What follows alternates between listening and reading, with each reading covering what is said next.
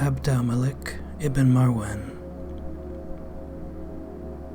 The reign of Abd al-Malik ibn Marwan, 685 to 705, the fifth caliph of the Umayyad Arab dynasty, 661 to 750, witnessed the re-establishment of Umayyad power throughout the Muslim Empire, as well as a major reorganization of government administration.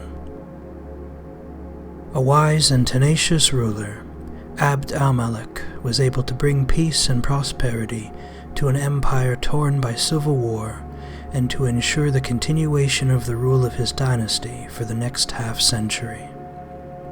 For a discussion of religious and dynastic conflicts that divided the Muslim world in this period, see Caliphate, Empire of the.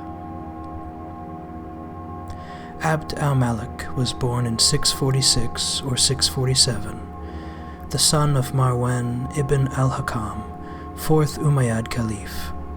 He spent the first half of his life with his father in Medina, where he received religious instruction and developed friendly relations with the pious circles of that city that were to stand him in good stead in his later life. At the age of 16, he was entrusted by his kinsman, the Caliph Muawiyah, with administrative responsibilities. He remained at Medina until 683, when he and his father were driven out of the city by Medinese rebels in revolt against the central government in Damascus. He then met the Syrian Umayyad army that was marching on Medina and gave its commander advice about the best means of attacking the city, advice that was followed and proved successful. When the Caliph Yazid died in November 683, Marwan was proclaimed Caliph in 684 and was able to effect a partial rally of Umayyad rule, but at the cost of a bitter feud that arose between northern and southern Arab tribes.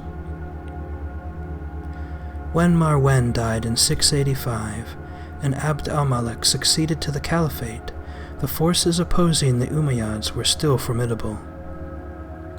There were, first, the northern Arab tribes who, under their leader Zufar, were holding out in northern Syria and Iraq. They were finally pacified only in 691. The second focus of resistance was in Iraq, where three main groups, opposed to each other but united in their resistance to the Umayyads, held sway. The Kharijites, the Shiites, and the forces of the anti-caliph Abd Allah ibn az-Zubair, who was proclaimed caliph in Mecca in 685 and had received at least nominal allegiance from many provinces. The initial attempts by the former Umayyad governor of Iraq, Ubayd Allah ibn Ziyad, to regain the province failed, and he was killed by the Shiites in 686. For 3 years, Abd al-Malik made no further attempt to interfere in Iraq, but bided his time as the various groups in Iraq exhausted themselves in internecine warfare. Musab, the brother of the anti-caliph Ibn az-Zubair, defeated the Shiites in 687, but then had to deal with the Kharijites, committing a large part of his forces. Abd al-Malik first took the field against Musab in 689, but had to turn back to quell a rebellion in Damascus. In the following year, the campaign again proved fruitless.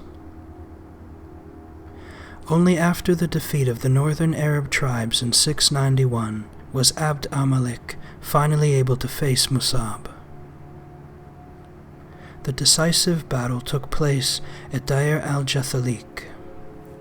The forces of Musab were weakened by their wars against the Kharijites, and Abd al-Malik bribed many of them to desert Musab, who was then killed in battle. The whole of Iraq now fell into his hands, and the only remaining center of opposition was the now aging anti-caliph, Ibn az-Zubair. Abd al-Malik publicly chided him for his temerity, and then sent his famous governor al-Hajjaj to Arabia. Al-Hajjaj besieged Ibn az-Zubair in Mecca and killed him in September 692. The Muslim community was finally unified. At first, the re-establishment of Umayyad rule was more apparent than real. The Kharijites were still either restless or in open revolt. The Kharijites in Persia were especially dangerous.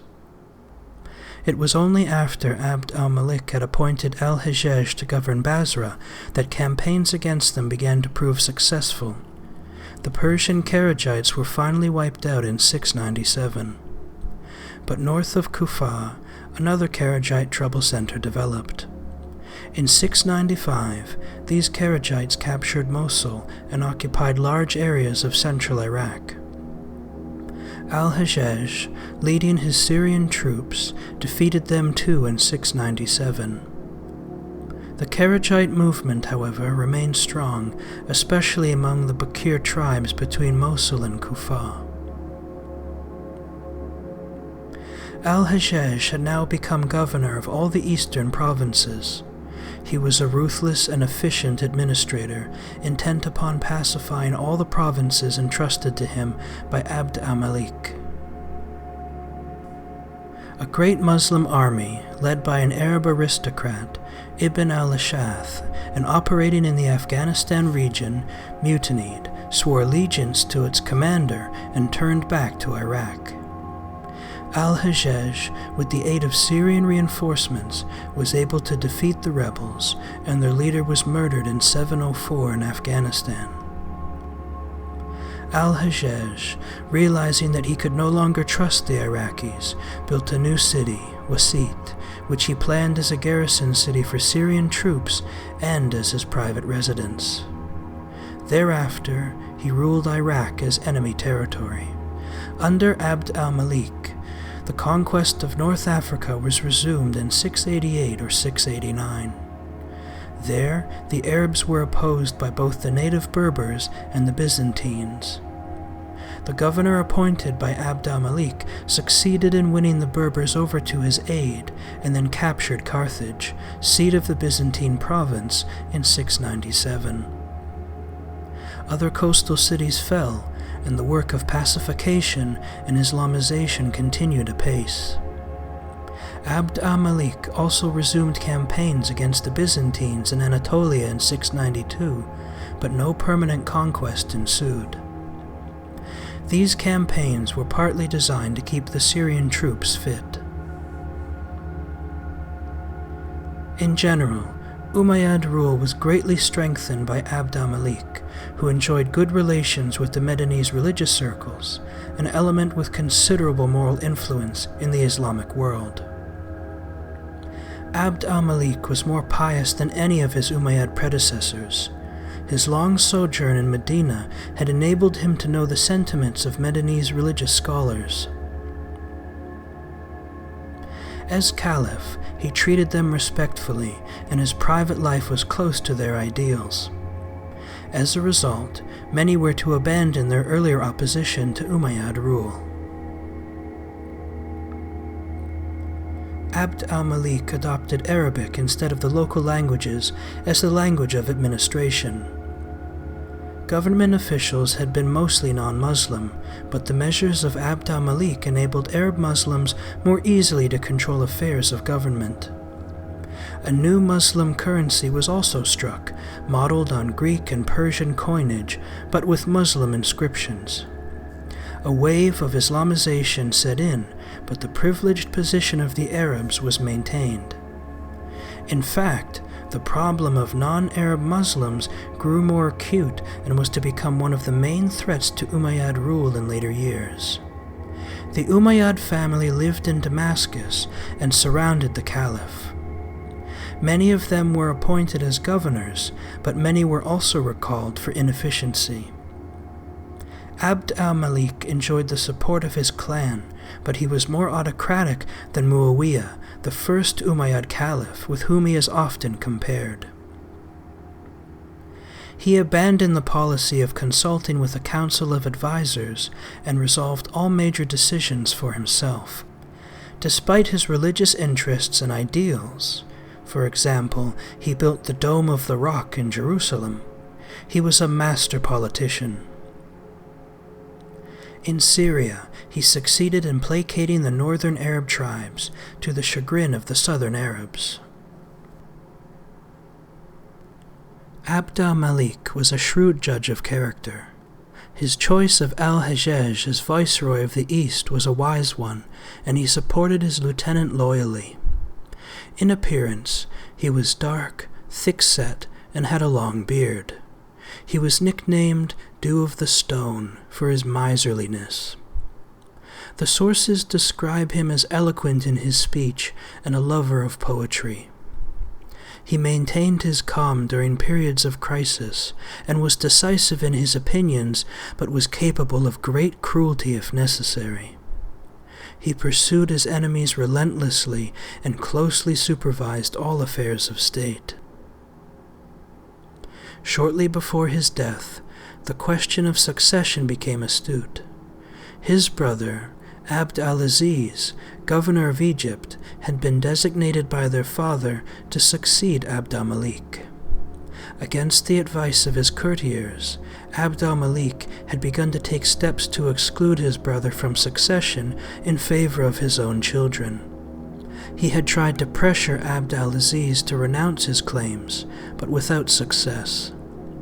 Luckily for Abd al-Malik, Abd al-Aziz died in May 705.